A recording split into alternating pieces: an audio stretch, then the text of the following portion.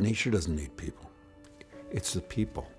It's what we do and how we do it that has to change. There is nowhere immune from the consequences of our failure to do the work that Peter and Conservation International have been compelling this country and so many others across the globe to do for so many decades.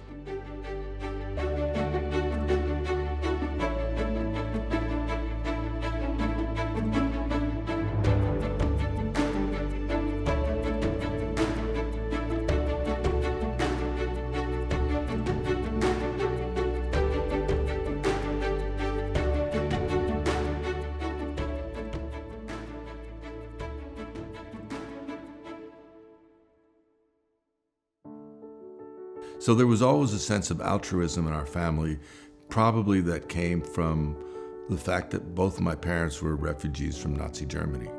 Because my family had been dispersed by World War II and by the Holocaust, my grandmother really made a commitment to bring her children and her grandchildren together. And so every 5 years or so, my grandmother would have what she referred to as a Großmutter house, a grandmother house, in a place called Jackson Hole, Wyoming. That's the first time I saw big mountains, and that's the first time I saw what felt to me like, this is home, I like this. And what really triggered it was in my freshman summer at Rutgers. I realized that if you're gonna protect animals, you've gotta deal with the landscape, and that's what I wanna do. I went to the College of Agriculture, and I went to see the dean, and I said, I'd like to transfer from sociology to the School of Agriculture. And his response was, you don't have any of the prerequisites. But you should talk to this fellow, Grant Walton, Professor Grant Walton, who is a professor of alpine ecology. And I went to see Grant. He listened to what I wanted to do, and he said, I'm gonna waive all the requirements. You're in. Switched majors, and I started studying soils and ecology and wildlife and ag and animal husbandry. And it just allowed me to enter this different world.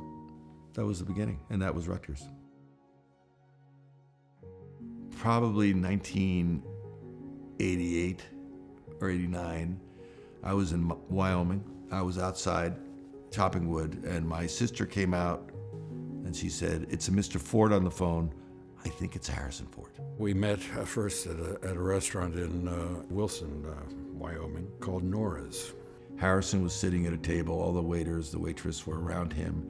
And at the other table that was inside, there were two people sitting, and that was my mother and my sister, waiting for me to arrive so that I could introduce them to Harrison Ford. We talked a little bit about CI, and that was the beginning of my formal relationship with the organization. When biodiversity failed to be understood adequately, we talked about human well-being and the necessity to understand that human well-being is connected to the natural world. For conservation to work, it had to benefit communities. And communities didn't want to get rich. They just wanted to improve the quality of life for their children. And how do we do that? And that was kind of the driving concept that we used when we launched Conservation International. Just stay clear, focused on the mission of this organization, which is to elevate the value of community through their relationship with beautiful natural places. He talked about enlightened self-interest and how do we frame issues that make it clear that action and change is in our enlightened self-interest.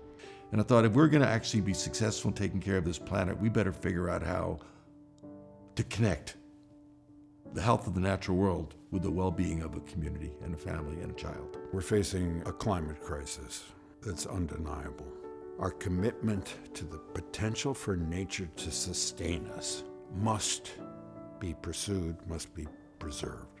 We are actually living the future that Peter helped portend decades ago.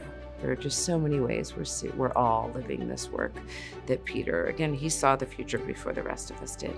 It makes no sense, actually, and it seems so improbable that Rutgers, the state university in New Brunswick, New Jersey, would be the place where we would have a convergence of a pathway that allowed me to enter into a study of wildlife and ecology and forestry and conservation.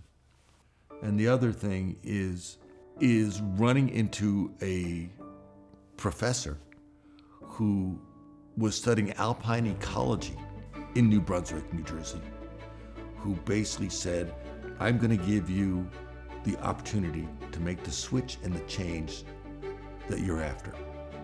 And that convergence is what allowed me to get on this pathway.